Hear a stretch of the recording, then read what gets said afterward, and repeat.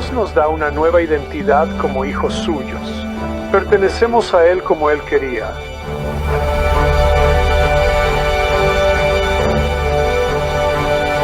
La Biblia dice que un día reemplazaremos a los hijos rebeldes de Dios de su concilio divino.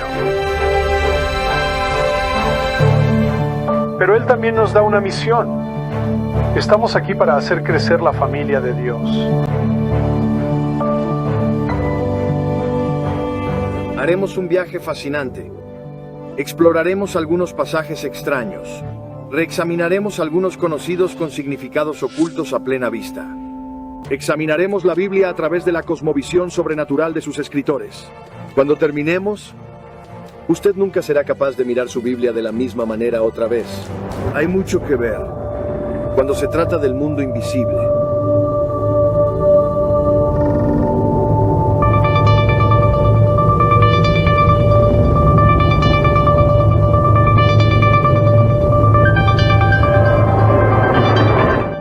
La Biblia nos pide que creamos muchas cosas extrañas sobre el mundo espiritual. Al principio, podríamos sentirnos tentados a ignorarlas, pero si decimos que creemos en la Biblia, no podemos eludir estos conceptos. Mucho de lo que creemos saber sobre el mundo espiritual no es cierto. Se ha filtrado a través de siglos de tradición eclesiástica. Los ángeles no tienen alas, los demonios no tienen cuernos ni cola. Y para los escritores bíblicos, el reino invisible era el hogar de algo más que ángeles y demonios. Había otros actores más grandes. ¿Crees en lo que dice tu Biblia? La roca de Cesarea de Filipo. Podría ser la pared rocosa más imponente de Israel. Imagínese de pie frente a la cara rocosa de 150 metros de ancho y escuchar las palabras de Jesús: sobre esta roca edificaré mi iglesia. Este es el lugar donde estuvieron parados Jesús y sus discípulos, la escena de la confesión de Pedro. Y cuando Jesús añadió: y las puertas del infierno no podrán contra la iglesia, él sabía de lo que estaba hablando. ¿Puertas al infierno? ¿En serio? Los autores de las Escrituras creían que los dioses de las naciones eran reales. Mira el Salmo 82 cuidadosamente. Dios está en la asamblea divina. Él administra el juicio en medio de los dioses. Cuando realmente miras el Salmo 82, es algo chocante. Pero ahí está, tan claro como el agua. Dios preside sobre una asamblea de dioses que Él llama sus hijos. No estamos acostumbrados a pensar en el ejército celestial en esos términos, pero eso es lo que dice el texto hebreo. El Salmo 89 dice lo mismo sobre el concilio de Dios en los cielos. Un Dios muy temible en el concilio de los santos. La palabra hebrea traducida dioses en el Salmo 82 es Elohim. Ahora, la mayoría de las veces, debe traducirse como D mayúscula, Dios. Pero a veces es plural, y el Salmo 82:1 tiene ambas. El problema para nosotros es que pensamos que esto es un problema para el monoteísmo, pero no lo es. Se nos enseña a asociar las letras D, I, O y S con un conjunto específico de atributos únicos. Por eso poner una ES al final nos pone nerviosos. Pero la palabra Elohim no se refiere a un conjunto de atributos únicos. La misma Biblia nos lo dice.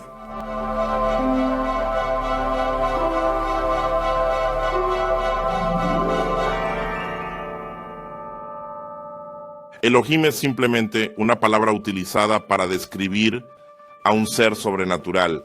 No dice nada sobre atributos. Por eso los escritores bíblicos usaron Elohim para otros seres espirituales, además de Dios. Se usa para los dioses de las naciones, se usa para los demonios, se usa para los ángeles, incluso para los muertos humanos incorpóreos. Sin embargo, Yahweh es uno de esos Elohim y ningún otro Elohim es como Él. Lo repito, ningún otro Elohim es como Él. La Biblia lo describe de manera única. Solo hay uno de Él existiendo como tres personas: Padre, Hijo y Espíritu Santo. Y es el creador de todos los demás Elohim.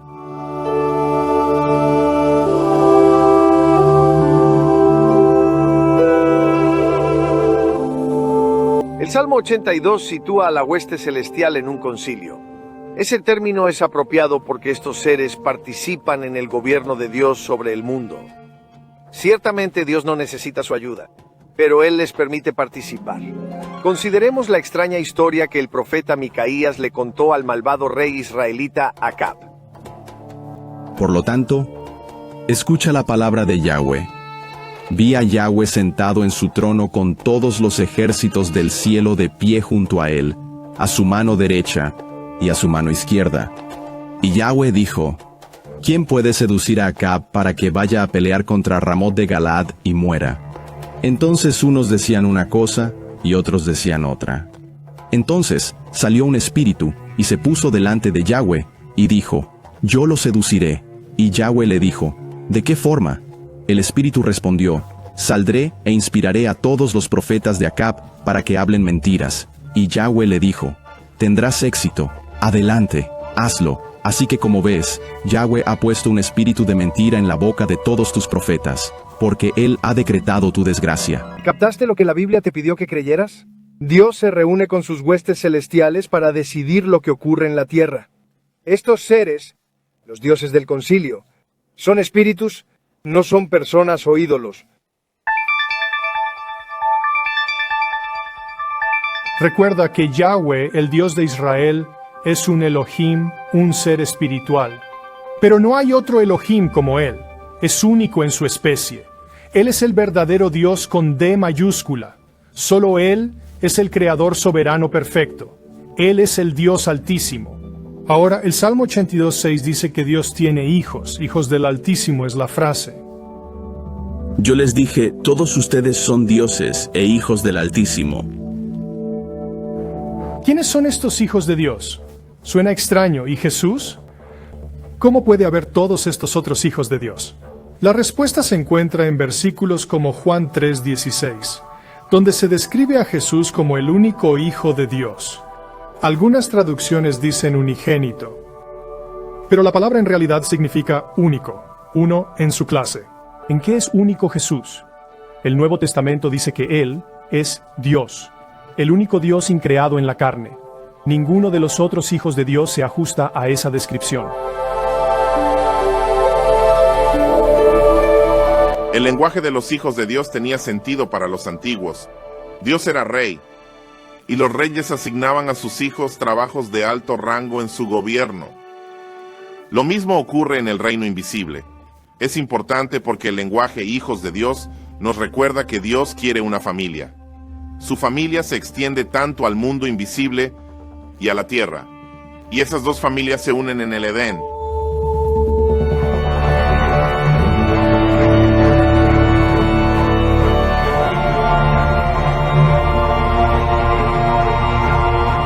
Dios se dirigió a su concilio cuando creó al primer hombre y a la primera mujer. El concilio divino ya estaba ahí. Así que Dios creó al ser humano a su imagen. A semejanza de Dios lo creó. Hombre y mujer los creó. Dios dijo a su familia celestial que quería crear a la humanidad. Ahora bien, la gente suele pensar que Dios se dirigió a los otros miembros de la Trinidad. Pero no es así. Los otros miembros de la Trinidad son coiguales y coomniscientes. Dios no necesitaría decirles nada. Dios habla aquí a su hueste celestial. Job 38 nos dice que los hijos de Dios estuvieron presentes en la creación. ¿Dónde estabas tú cuando puse los cimientos de la tierra? Cuando las estrellas del alba cantaban juntas y todos los hijos de Dios gritaban de gozo.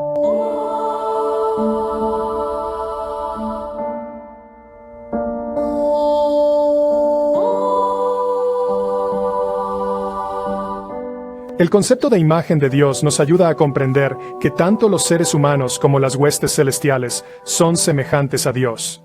Ambas familias de Dios lo representan. Los hijos sobrenaturales de Dios lo representan en el mundo invisible, y nosotros representamos a Dios en la tierra. Pero ¿cómo representamos a Dios? Hemos visto cómo los seres divinos participan en el gobierno de Dios. Dios creó a los seres humanos para que participaran en su plan de hacer de la tierra todo lo que Él había previsto y para disfrutar con Él. La imagen de Dios es un estatus que tenemos en la tierra, no una capacidad específica. Llevamos ese estatus desde el momento de la concepción hasta la muerte. Ser humano es ser imagen de Dios, pero Dios también comparte sus atributos con nosotros. A partir de Adán y Eva, se suponía que debíamos cuidar de la creación y desarrollarla. Dios quería que toda la tierra fuera como el Edén.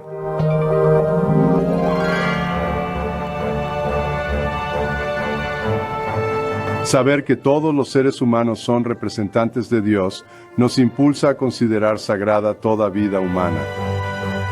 No hay lugar para el racismo, la injusticia no tiene cabida y el abuso de poder en el hogar, en el trabajo o en el gobierno no puede justificarse. Obviamente el mundo no es como el Edén.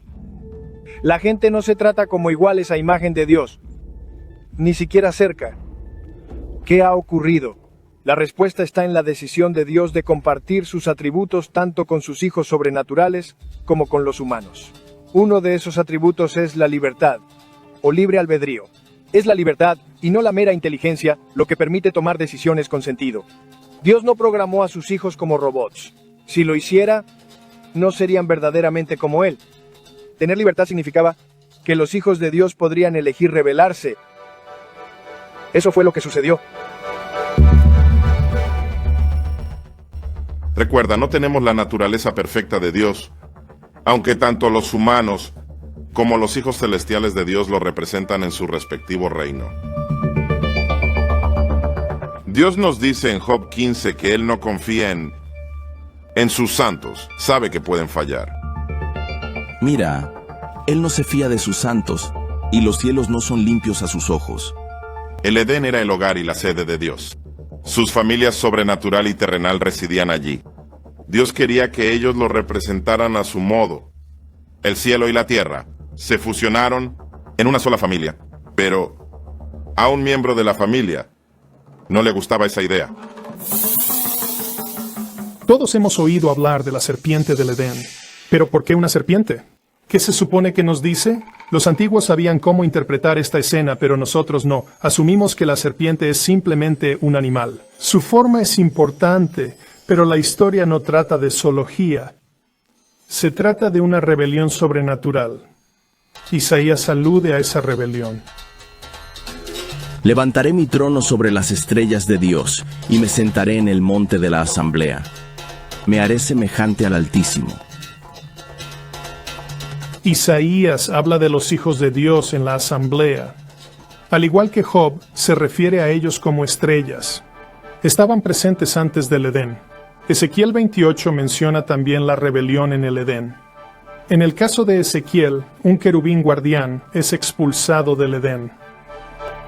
Fuiste un querubín guardián ungido, y te puse en el monte santo de Dios. Caminabas en medio de las piedras de fuego. Las antiguas tablillas mesopotámicas hablan de querubines guardianes del trono y los describen como serpientes y dragones. La serpiente del Edén era en realidad un ser sobrenatural cuyo trabajo era guardar el trono de Dios. Una persona antigua habría sabido que la escena era sobre un rebelde, en el concilio divino. Al igual que el rebelde sobrenatural, Adán y Eva también se rebelaron. El Edén se perdió. El guardia de seguridad rebelde fue expulsado, trajo la muerte a la tierra y ahora todos morirían.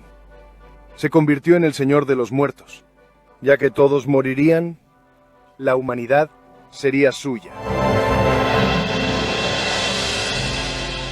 Ahora la mayoría de la gente conoce lo básico de esa historia. Los cristianos creen que es la razón por la que el mundo es como es. Pero en realidad eso es incompleto. Lo que sucedió en el Edén fue solo la primera de 3 razones por las que hay tanta maldad y muerte en el mundo. En realidad hubo 2 rebeliones sobrenaturales más.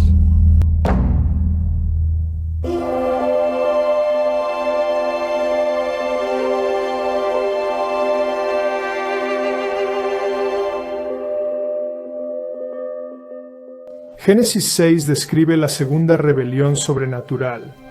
Algunos de los hijos de Dios, miembros del concilio celestial, transgredieron la frontera entre el cielo y la tierra.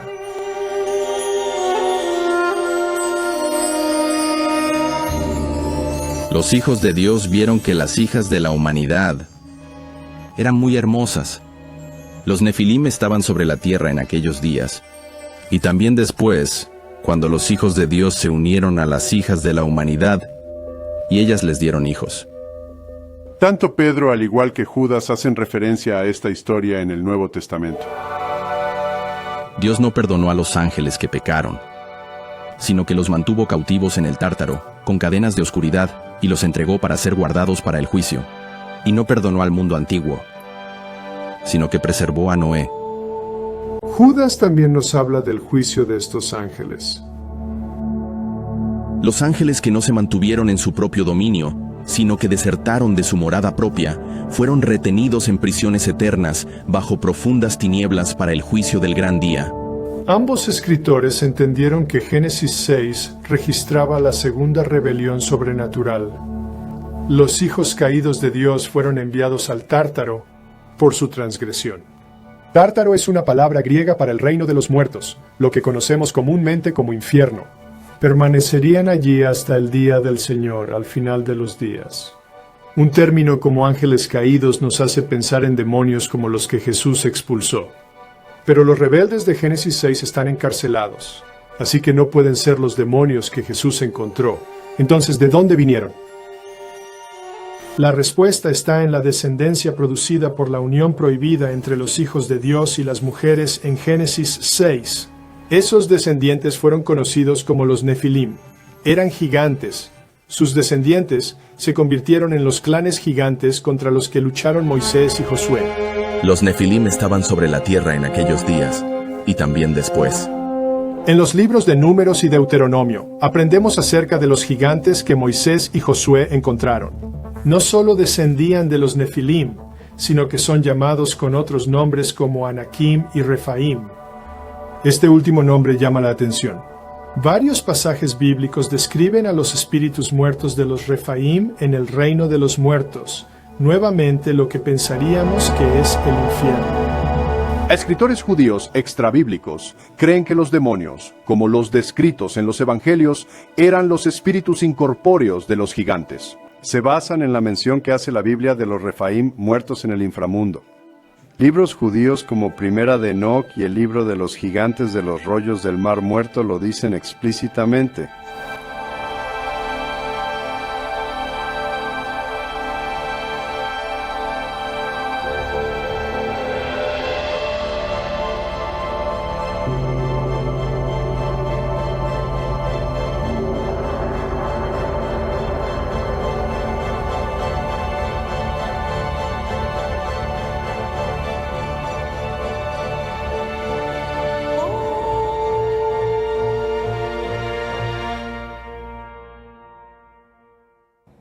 Si los demonios proceden de los gigantes muertos, ¿qué pasó con los gigantes?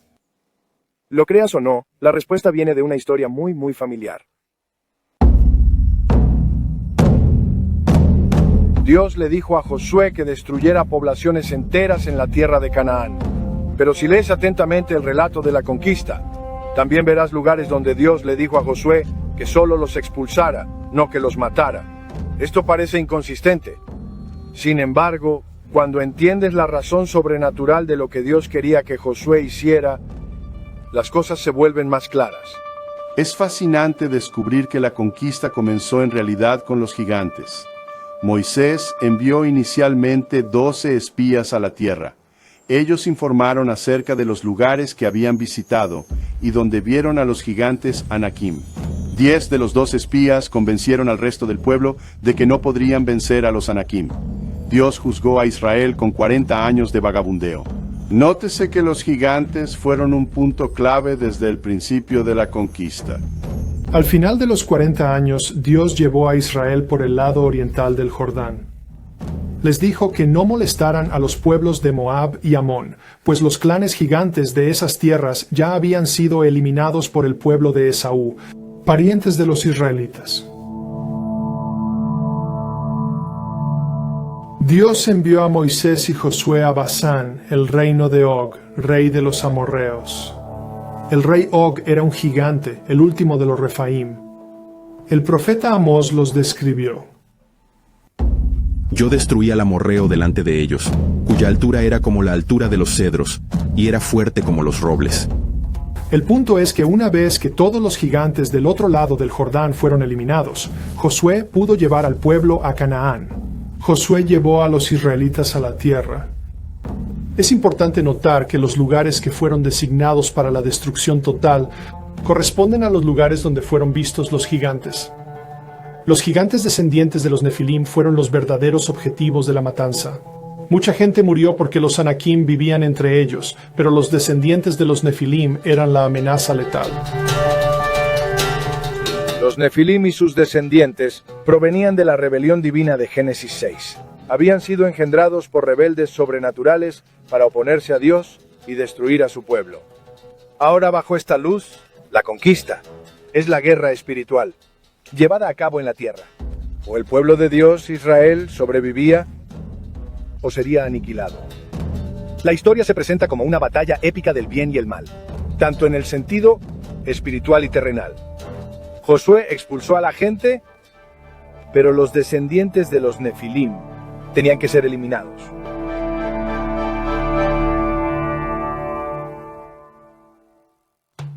Por eso, cuando Josué definió la victoria en la conquista, dijo: ya no hay Anakim en la tierra. Los únicos que quedaron fueron a las ciudades filisteas. Una de esas ciudades era Gad, el hogar de Goliat y sus hermanos. Eventualmente David completaría la tarea de eliminar a los descendientes de los Nefilim. La conquista es, en última instancia, acerca de Dios protegiendo a sus propios hijos contra una amenaza con poder cósmico, empeñada en impedir que Yahweh restablezca el Edén. El programa original de Dios era que Adán y Eva extendieran el Edén por toda la tierra. Todas las personas debían ser el pueblo de Dios. Toda la tierra iba a ser dominio de Dios, pero eso se arruinó y se destruyó.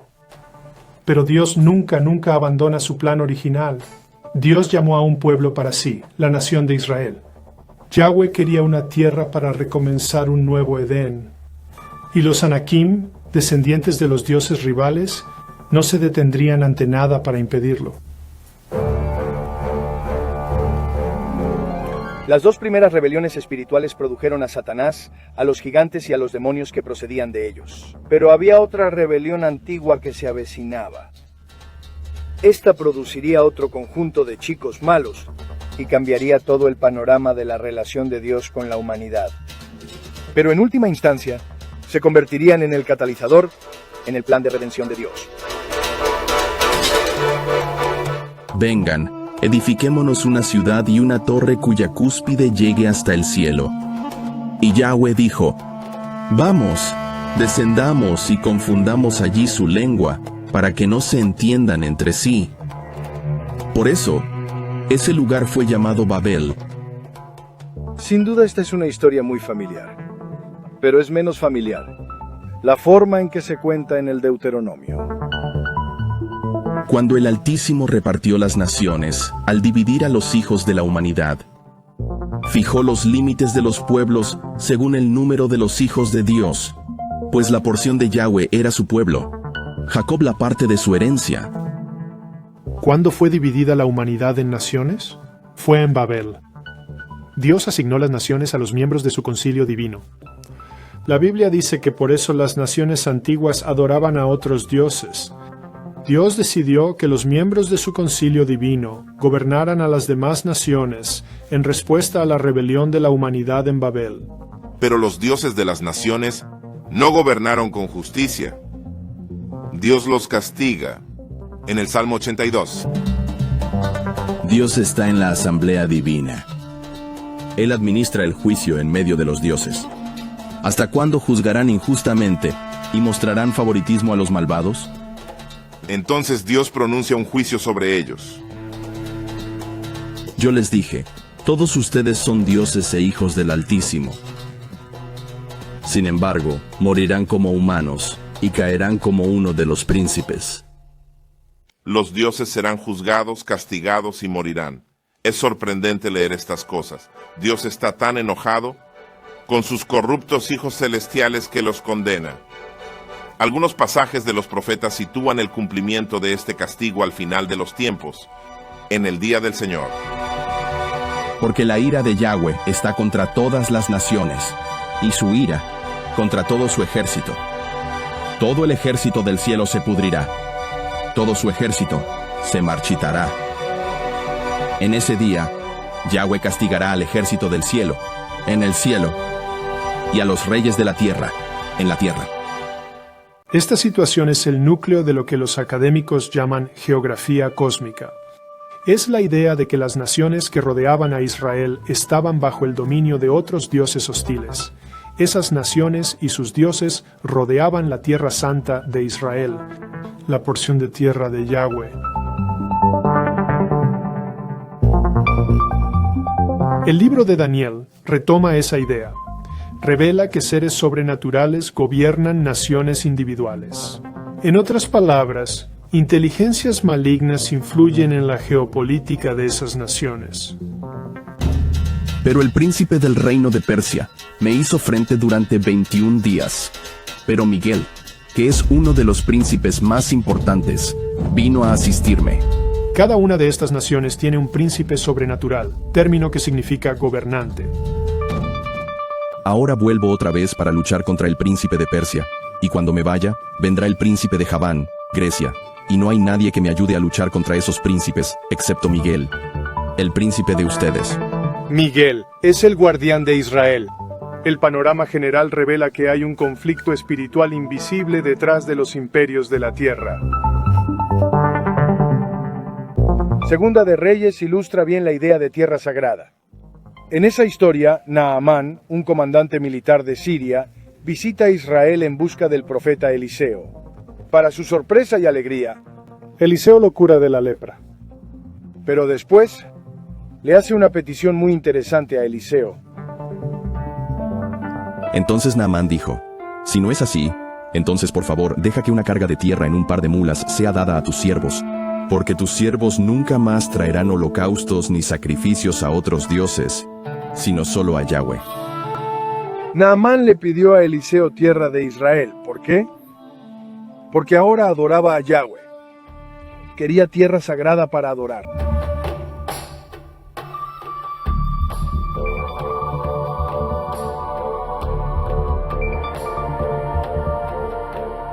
La geografía cósmica es algo que vemos mucho en la Biblia. Se trata de tierra sagrada, un lugar para que Yahweh habite con su pueblo, como en el Edén. ¿Nos damos cuenta de lo dramático que fue el juicio de Babel? Cuando terminó, Dios no tenía ninguna relación con la humanidad, pero Dios todavía quería una familia, y ya tenía un plan para arreglar ese problema. Comenzaría con un hombre llamado Abraham.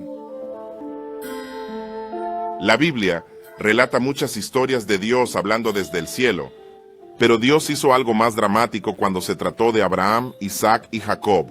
Apareció como un hombre. Tanto el Génesis como en Hechos nos dicen que Dios vino a Abraham en una visión. Las visiones son cosas que se ven.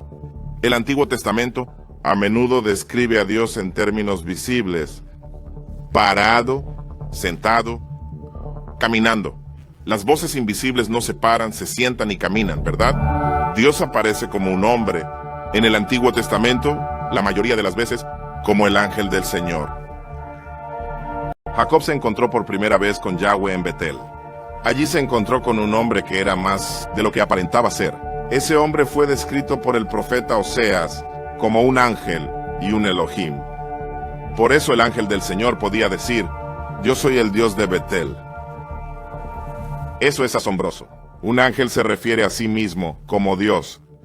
Pero aún más sorprendente es la cita del Génesis en la que Jacob bendice a los hijos de José antes de morir. Que el Dios en cuya presencia caminaron mis padres Abraham e Isaac, el Dios que me pastoreó toda mi vida hasta el día de hoy, el ángel que me ha librado de todo mal, bendiga a estos muchachos. La oración de Jacob tiene 3 líneas. Que el Dios en cuya presencia caminaron mis padres, que el Dios que me pastoreó. Y en la tercera línea, donde esperamos que vuelva a mencionar a Dios, lo cambia por que el ángel que me ha librado de todo mal. Y luego pide que bendiga a los muchachos. No que bendigan a los muchachos, sino que bendiga a los muchachos. Eso es lo que dice el texto hebreo. Jacob identificó al ángel con Dios. El Génesis establece intencionadamente un paralelismo entre la identidad del ángel del Señor y Yahweh. Pero va aún más allá. Otros dos conceptos se asocian con el ángel. Son la palabra y el nombre. Mira, estoy a punto de enviar un ángel delante de ti, para que te proteja en el camino, y te introduzca en el lugar que te he preparado. No te rebeles contra él, porque él no perdonará tu transgresión, porque mi nombre está en él. Cuando Dios le dice a Moisés que su nombre está en el ángel, le está diciendo a Moisés que él está en el ángel.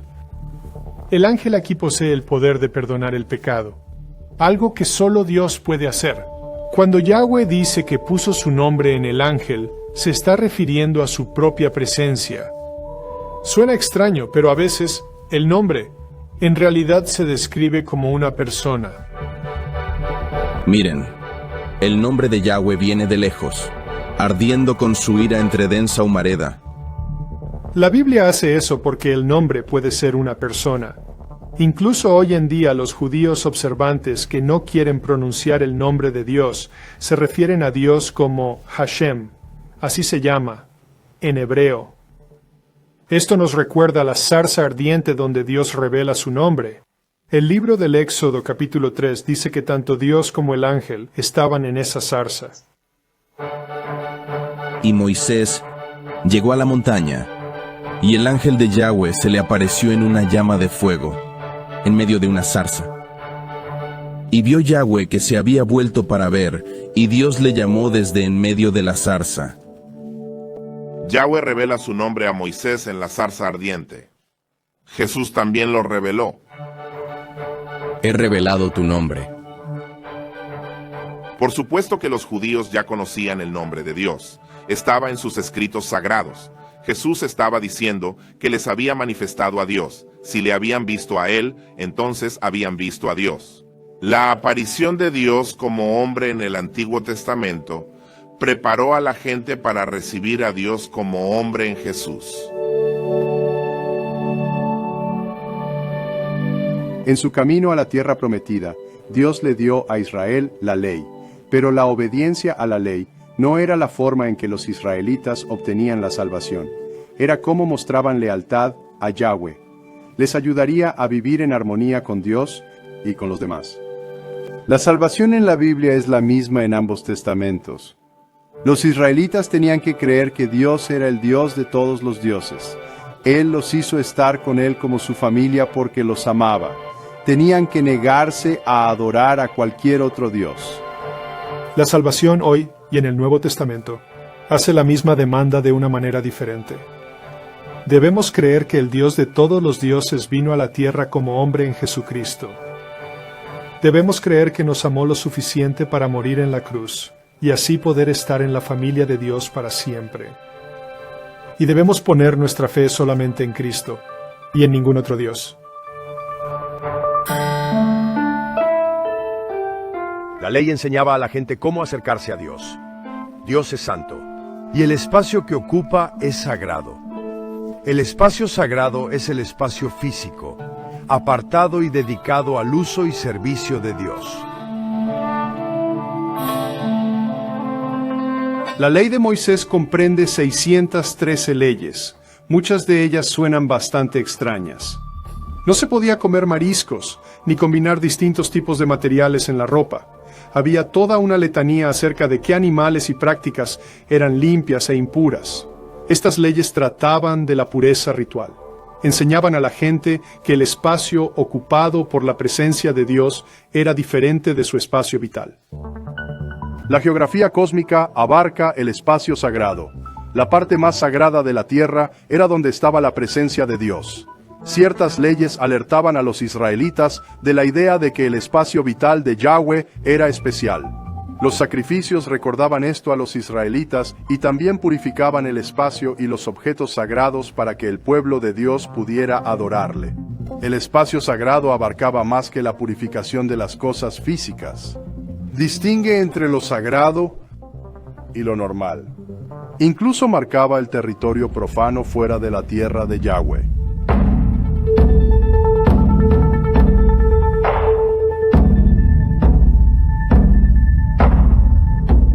En el mundo de Israel, el espacio sagrado recordaba a los israelitas el Edén.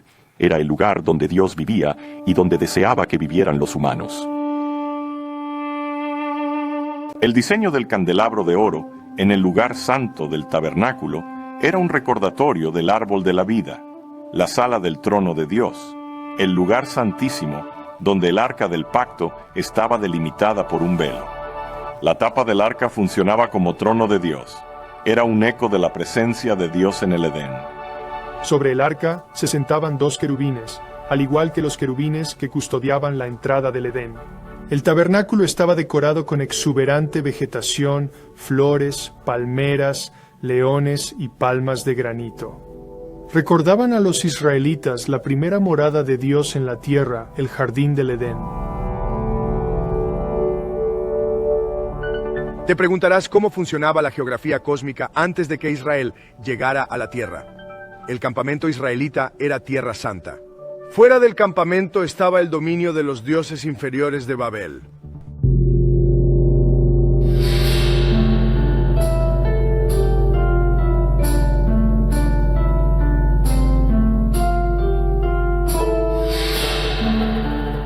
Piense en ello. Mientras Israel viajaba hacia la tierra prometida, todavía no estaba en la porción de tierra de Yahweh.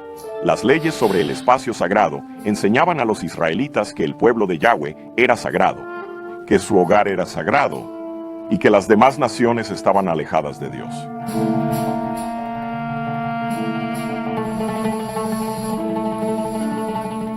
Si el campamento israelita en el desierto se consideraba sagrado, eso significaba que fuera del campamento era tierra profana. La ceremonia anual del Día de la Expiación ilustraba este punto.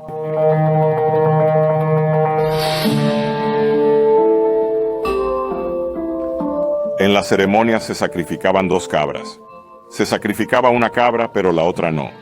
La cabra sacrificada era para el Señor. La que quedaba viva era para Azazel. Entonces Aarón echará a suertes los 2 machos cabríos, una suerte para Yahvé y otra para Azazel. Pero deberá presentar vivo ante Yahweh el macho cabrío sobre el que recayó la suerte para Azazel, para hacer expiación por sí mismo, para enviarlo al desierto a Azazel.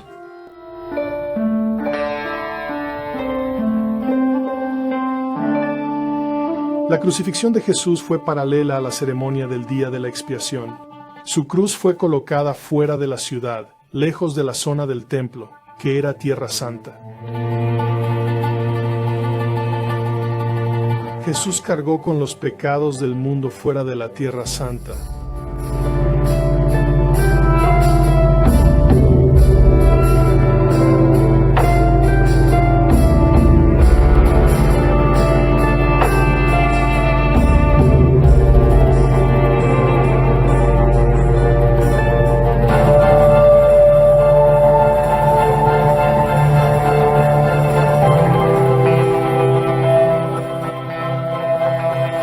¿Por qué los poderes de las tinieblas no comprendieron lo que sucedería en la cruz?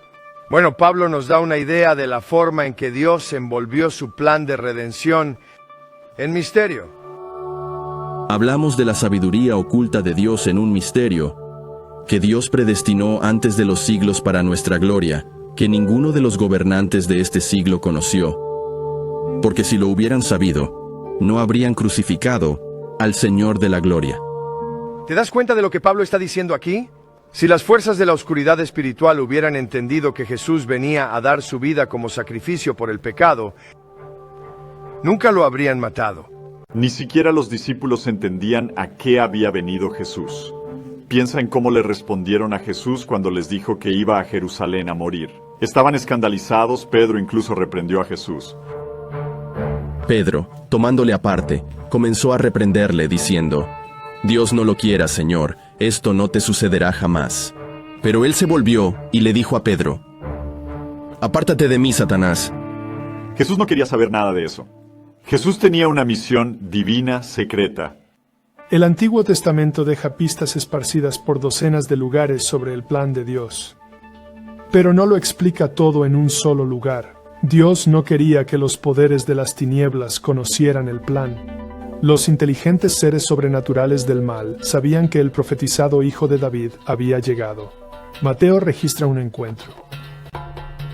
Le salieron al encuentro 2 endemoniados que salían de entre los sepulcros. Gritaron diciendo: ¿Qué tienes que ver con nosotros, Hijo de Dios? ¿Has venido a atormentarnos antes de tiempo? Reconocen a Jesús, pero sus palabras nunca indican que comprendieran lo que Jesús pretendía. Las fuerzas de las tinieblas fueron engañadas para que conspirasen para matar a Jesús. Fue un engaño divinamente diseñado. El mal inteligente, Satanás, los demonios, los dioses inferiores no lo saben todo. Solo Dios lo sabe todo, y Él está de nuestro lado. ¿Por qué tuvo que morir Jesús? ¿Por qué Dios planearía tal cosa? ¿Para que sus hijos tuvieran vida eterna? Eso es lo que se suponía que era el Edén. La primera rebelión sobrenatural en el Edén trajo la muerte al mundo de Dios. Todo el mundo estaba destinado a acabar en el reino de los muertos, donde fue arrojada la serpiente. Había que vencer a la muerte, es decir, resucitar, pero no se puede resucitar si no hay muerte. Jesús sabía lo que debía hacer. Él se ofreció voluntariamente para ese papel. Él moriría en nuestro lugar, resucitaría y vencería a la muerte. Dios quiere que creamos en su plan. Nunca renunció a incluir a los humanos en su familia. Por eso vino Jesús. No había un plan B. Pero todos los que lo recibieron, a los que creen en su nombre, les dio autoridad para llegar a ser hijos de Dios.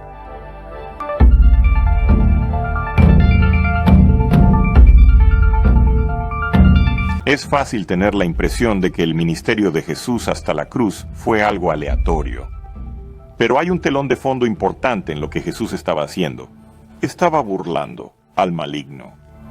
Jesús trazó las líneas de batalla cuando declaró: Ahora es el juicio de este mundo. Ahora el gobernante de este mundo será expulsado, y yo, cuando sea levantado de la tierra, atraeré a todos hacia mí. Satanás es el gobernante de este mundo. También es muy astuto. Satanás sabía que Jesús quería que el mayor número posible de personas formara parte de la familia y del reino de Dios. Así que le ofreció a Jesús todos los reinos del mundo. Solo había una trampa.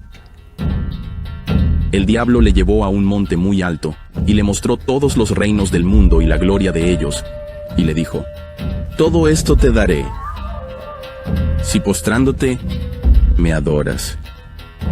No hay ejemplo más claro de un conflicto cósmico. La oferta de Satanás a Jesús era real.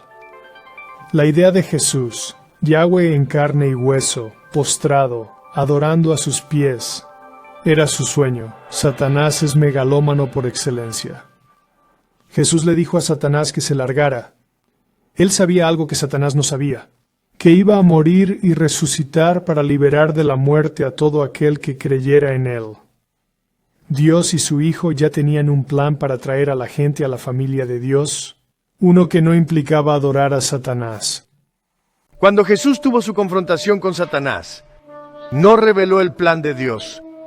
Ese plan era recuperar las naciones del mundo asignadas a los dioses inferiores en Babel. Jesús ni siquiera se lo dijo a sus discípulos hasta un incidente muy específico. ¿Recuerdas la enorme roca que vimos antes? Es hora de hablar de lo que sucedió allí. Jesús llevó a sus discípulos a un lugar llamado Cesarea de Filipo, llamado así por César y Herodes Filipo. Ese era el nombre romano. Está en una zona conocida en el Antiguo Testamento como Basán. Los cananeos creían que Basán contenía puertas al inframundo, las puertas del infierno. Pero en tiempos del Nuevo Testamento había sido la ciudad de Pan, Panias, una de las ciudades de la Decápolis, y Pan también era conocida como la puerta del inframundo. Pero ¿por qué los llevó Jesús allí? Porque el mensaje implícito, cuando Pedro confesó que Jesús era el Mesías, el Hijo de Dios, era que Jesús es el verdadero Mesías, el Hijo de Dios, y esas estatuas y ese emperador no son hijos de Dios. Cesarea de Filipo también estaba situada en la base del monte Hermón.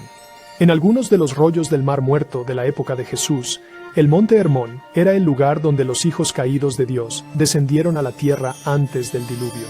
Basán y Hermón eran la zona cero de los poderes malignos cósmicos.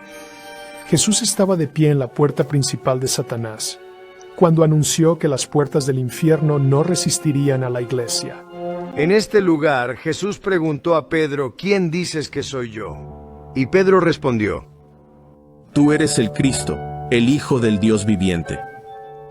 Jesús elogió a Pedro y declaró, Yo también te digo, que tú eres Pedro, y sobre esta roca edificaré mi iglesia, y las puertas del Hades no la vencerán. La identificación de esta roca se ha debatido durante mucho tiempo. La geografía de la zona es la clave para entender este pasaje. Con el tiempo, este lugar pasó a conocerse como la Gruta de Pan. El dios Pan era representado con cuernos, barba de chivo, una nariz torcida, orejas puntiagudas, una cola y patas de cabra. Por eso la iglesia primitiva describió al diablo de esas maneras. En pocos días, Jesús llevaría a 3 discípulos con él a subir a la cima del monte, Hermón, y puso a todo el mundo espiritual sobre aviso con la transfiguración. Jesús llevó consigo a Pedro, Santiago y Juan, y los condujo a solas a un monte alto. Y se transfiguró delante de ellos. Y vino una nube cubriéndolos con su sombra, y una voz vino de la nube que decía, Este es mi Hijo amado, escúchenlo. Justo después de que Jesús hiciera estas cosas ante las puertas del infierno y el monte Hermón, comenzó a enseñar a sus discípulos que tenía que ir a Jerusalén para morir. La idea les aterrorizó, no lo entendían, pero Jesús sabía que era el momento de cumplir el plan de Dios.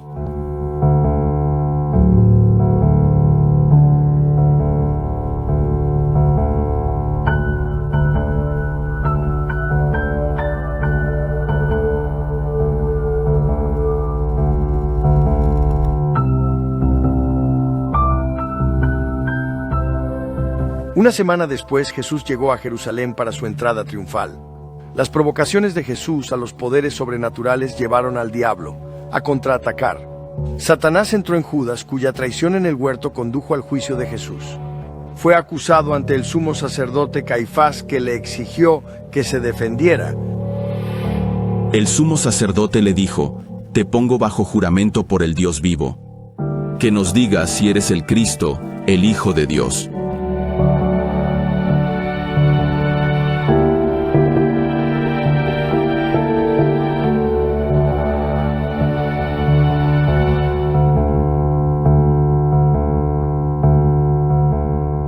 La respuesta de Jesús nos suena evasiva, incluso críptica.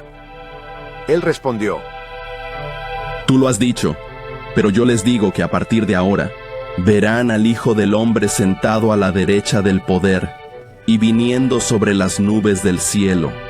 Caifás estalló en cólera. Se rasgó las vestiduras diciendo, ha blasfemado. ¿Por qué Caifás pensó que la respuesta era una blasfemia?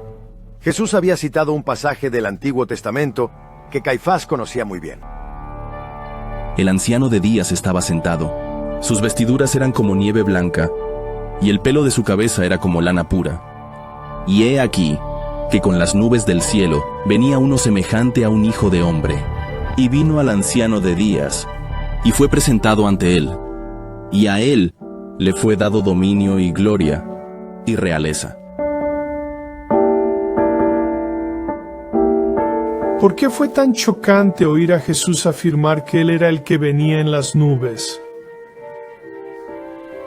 Porque en todas las demás partes del Antiguo Testamento, esa expresión solo se utilizaba para referirse al propio Dios.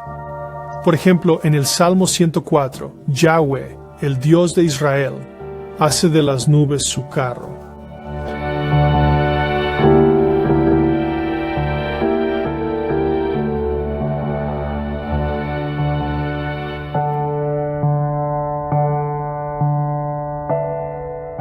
Pero Daniel 7 es una excepción. Dios ya estaba en escena. Él es el anciano de días. sentado en su trono. Eso significa que el que venía en las nubes era una persona diferente. La escena tiene a Dios en forma humana 2 veces. Él es el anciano de días sentado. Y también se esperaría que Dios fuera el que viene en las nubes, porque ese es un título para él. Debido a esta escena, la antigua teología judía tenía una doctrina llamada los 2 poderes en el cielo. De hecho, identificaron 2 figuras de Yahweh en esta escena. Jesús afirmaba ser una de ellas, el Hijo del Hombre que cabalgaba sobre las nubes.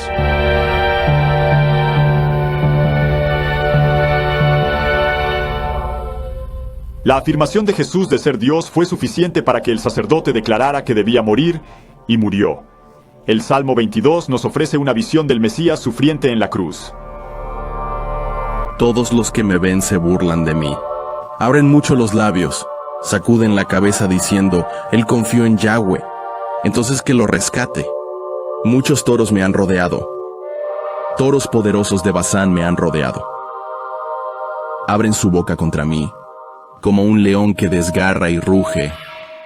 Me derraman como agua, y todos mis huesos se descoyuntan. Mi corazón es como la cera. Se ha derretido dentro de mí.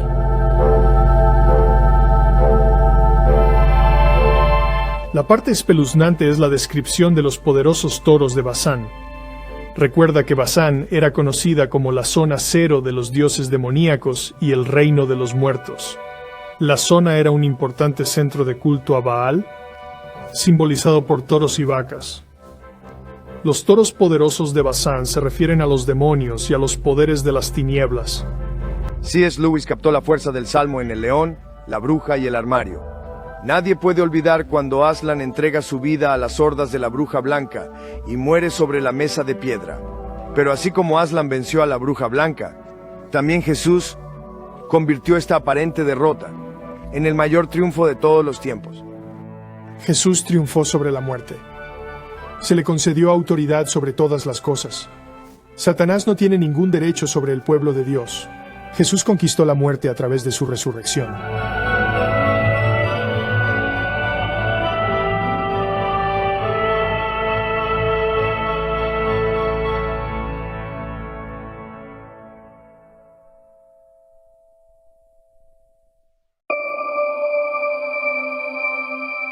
En el libro de los Hechos, el Espíritu Santo irrumpe en escena con su llegada en Pentecostés. Es una historia familiar para los cristianos, pero hay más allí, de lo que te imaginas. De repente, vino del cielo un ruido como de un viento violento que soplaba y llenó toda la casa donde estaban sentados. Y se les aparecieron lenguas repartidas, como de fuego, que se posaron sobre cada uno de ellos. Todos quedaron llenos del Espíritu Santo y comenzaron a hablar en otras lenguas. El Antiguo Testamento asocia la llegada de Dios con fuego y viento violento. Ezequiel 1 es un buen ejemplo. Los cielos se abrieron, y vi visiones de Dios.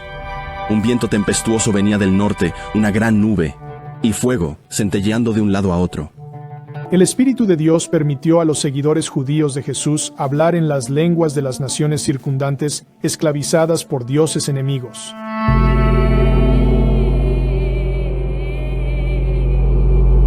Dios estaba revirtiendo el juicio de Babel. Parte de ese juicio había sido la confusión de lenguas para dividir a las naciones. El Espíritu estaba superando sobrenaturalmente ese obstáculo. Pero hay más. Pentecostés fue una bofetada a los dioses de las naciones. Su autoridad había sido anulada. Dios iba a recuperar las naciones. Dios le dio a Jesús resucitado toda la autoridad que antes les había dado a ellos. Es por eso que la Gran Comisión comienza de la manera en que lo hace. Toda autoridad en el cielo y en la tierra me ha sido dada. Vayan, pues, y hagan discípulos en todas las naciones. Las naciones enumeradas en Hechos 2 abarcan toda la geografía asociada con las naciones desheredadas de Babel. Pentecostés envió el mensaje de que Dios estaba reclamando a esas naciones. Ellas podían volver a formar parte de su familia.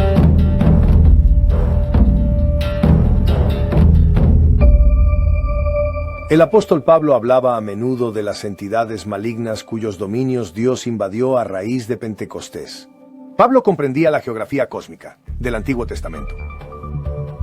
Pablo enumera gobernantes y principados, autoridades, poderes, dominios, señores y tronos. Todos estos términos indican gobierno geográfico. Reflejan la forma en que el Antiguo Testamento describe la relación entre los mundos visible e invisible. Pablo era el apóstol de los gentiles. Sabía que se enfrentaba a los antiguos dioses de las naciones, asignados a los pueblos, excluidos de la familia de Dios allá en Babel. Pablo dice algo en Romanos que nos ayuda a ver que lo que sucedió en Babel influyó en la forma en que pensaba sobre su misión. Por tanto, después que haya cumplido esta tarea y sellado este fruto para entregarlo a ellos, pasaré a visitarlos a ustedes de camino a España. ¿Por qué se preocupó Pablo de llegar a España? Por un lado, algunos piensan que es la única nación desheredada que no se menciona en el libro de los Hechos, la tierra de Tarsis. Clemente, el padre de la iglesia primitiva de finales del siglo I después de Cristo, afirma que Pablo llegó hasta los límites de Occidente para alcanzar a todos los gentiles del Imperio Romano. Habiendo enseñado la justicia a todo el mundo y habiendo llegado hasta los límites de Occidente. En otras palabras, Jonás fue a Tarsis para alejarse de la proclamación a los gentiles en Nínive. Pablo fue a España para alcanzar a los gentiles en el extremo de la tierra llamado el Imperio Romano. Dios sabía que la gran comisión era más grande de lo que Pablo podía imaginar. Nos corresponde a nosotros llevar el Evangelio a los confines de la tierra. Pablo tenía una visión sobrenatural de su propia vida. Se consideraba a sí mismo como un instrumento al servicio de Dios.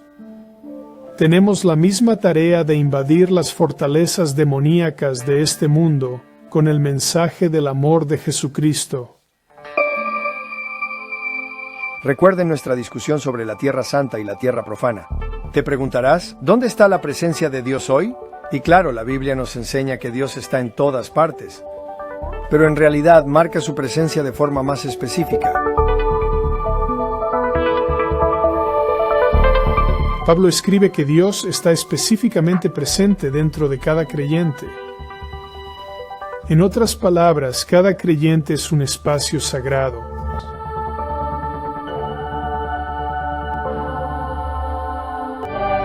Dios estaba presente en el templo. Hoy lo mismo ocurre donde quiera que los creyentes se reúnan en grupo.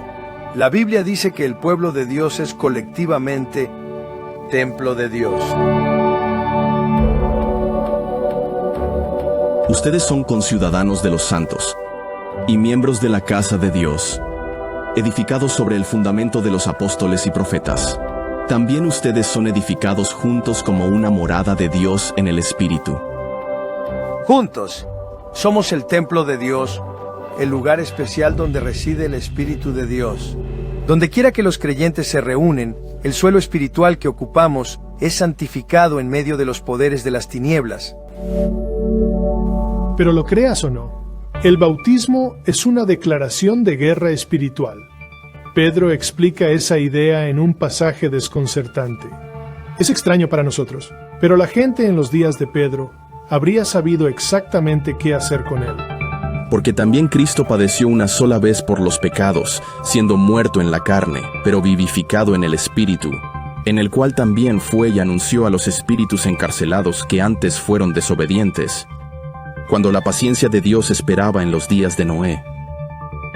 Correspondiendo a esto, el bautismo ahora te salva y apela a Dios por una buena conciencia a través de la resurrección de Jesucristo, quien está a la derecha de Dios, habiéndole sido sometidos ángeles, autoridades y potestades. A primera vista, Noé, una buena conciencia, espíritus en prisión. El bautismo, los ángeles, las autoridades y los poderes parecen tener poco que ver entre sí. Y el bautismo no puede salvarnos. Creer en Jesús nos salva. ¿Qué ocurre aquí? Para entender lo que Pedro quiere decir aquí, tenemos que entender que al igual que Pablo usó a Adán como una analogía de Jesús en algunas de sus enseñanzas, Pedro usa a Enoc. Y Enoc caminó con Dios. Y no fue más, porque Dios se lo llevó. No aprendemos mucho sobre Enoc en el Antiguo Testamento, solo 3 versículos. Caminó con Dios después de vivir 365 años, y Dios se lo llevó al cielo. Esto hace difícil ver mucha analogía, pero tenemos que recordar que los escritores del Nuevo Testamento leyeron otros libros además del Antiguo Testamento, y uno de esos libros se llama Primera de Enoc. Primera de Enoc no es inspirado, pero los escritores bíblicos citan algunos libros no inspirados con los que sabían que sus lectores estaban familiarizados. Esos libros conocidos les ayudan a exponer sus argumentos. Eso es lo que Pedro hace en Primera de Pedro. El libro de Primera de Enoc dice que los hijos caídos de Dios fueron encarcelados después de rebelarse. La segunda epístola de Pedro menciona a esos rebeldes siendo retenidos en cadenas de oscuridad tenebrosa. En Primera de Enoc, los hijos caídos de Dios le preguntan a Enoc si Dios los perdonaría. Dado que Enoc tenía el favor de Dios, pensaron que valía la pena intentarlo. En Primera de Enoc, Dios rechaza la súplica de los ángeles caídos después de que Enoc le informa. Él envía a Enoc al abismo. Enoc desciende a los espíritus en prisión para anunciarles su perdición. Ese es el punto de la analogía para Pedro. Así como Enoc descendió a los espíritus caídos, Jesús descendió al mismo reino para anunciarles a ellos algo. ¿Qué les proclamó? Ellos pensaban que como Jesús estaba en el reino de los muertos, habían ganado. Jesús les dijo que estaban equivocados, y resucitó al tercer día para demostrarlo. Ellos seguirían condenados. Pero ¿cómo se relaciona esto con el bautismo y la buena conciencia?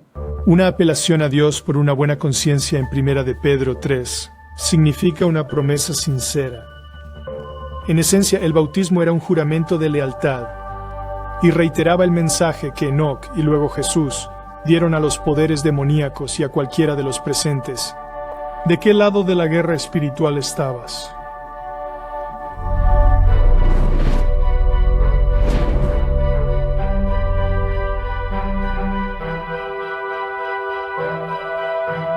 Por esa razón el bautismo es un instrumento de guerra espiritual. Nos demos cuenta o no, estamos siendo observados por ambos lados de esta guerra sobrenatural.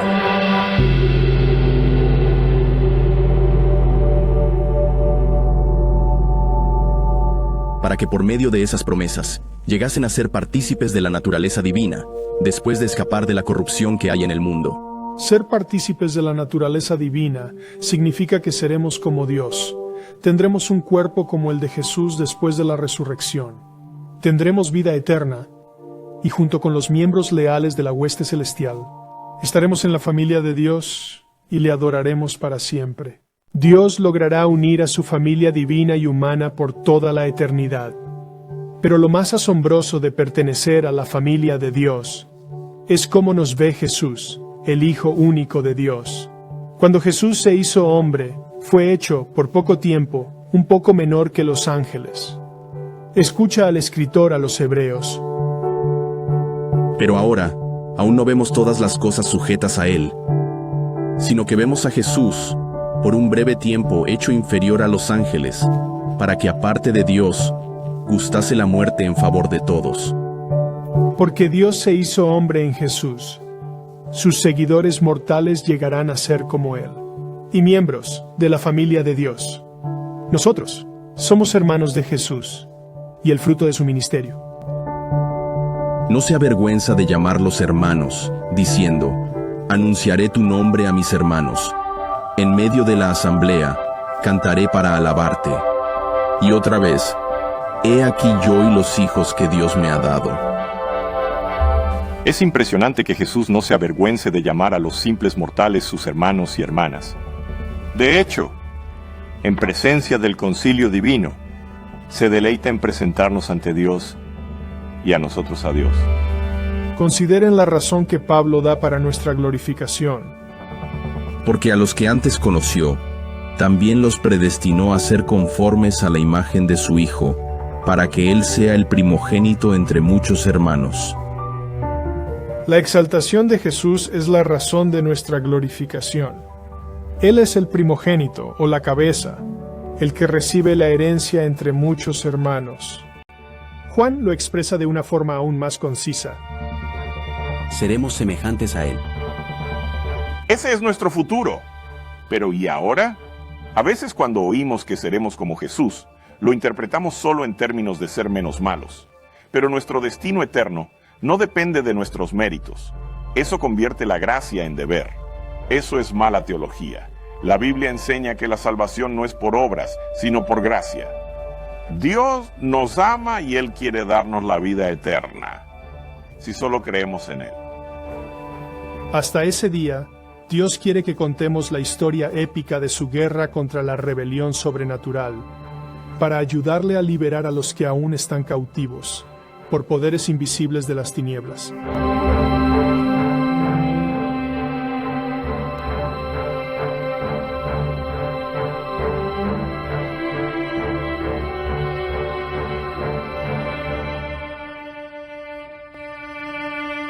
Es bastante obvio que hoy no vivimos en el Edén.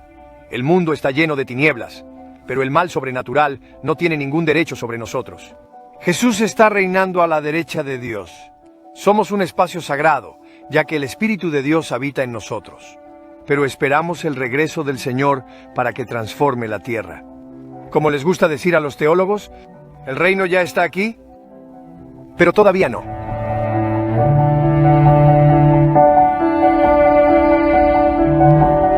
La paradoja del ya, pero todavía no, es una idea bíblica muy importante. Por el lado del ya, Dios nos da una nueva identidad como hijos suyos. Pertenecemos a Él como Él quería. Pero Él también nos da una misión. Estamos aquí para hacer crecer la familia de Dios.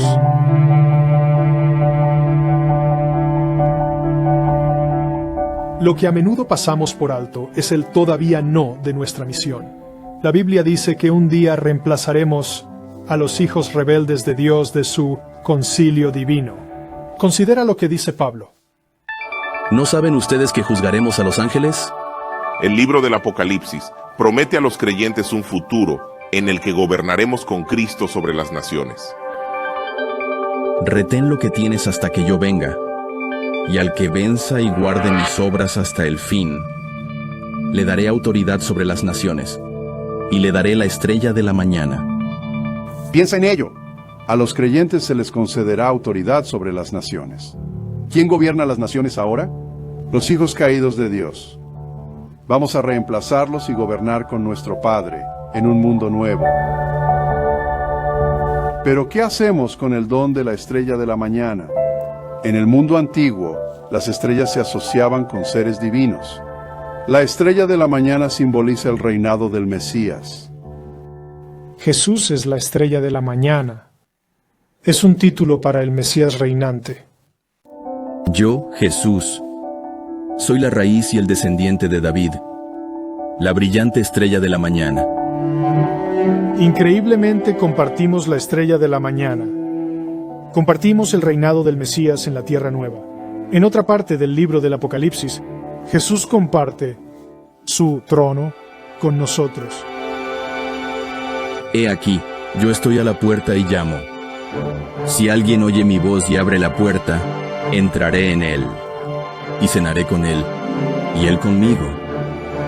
Al que venza, le concederé que se siente conmigo en mi trono, como yo también he vencido y me he sentado con mi Padre en su trono.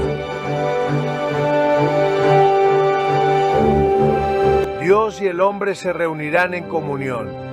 El dominio del mundo volverá a su soberano. El cielo volverá a la tierra.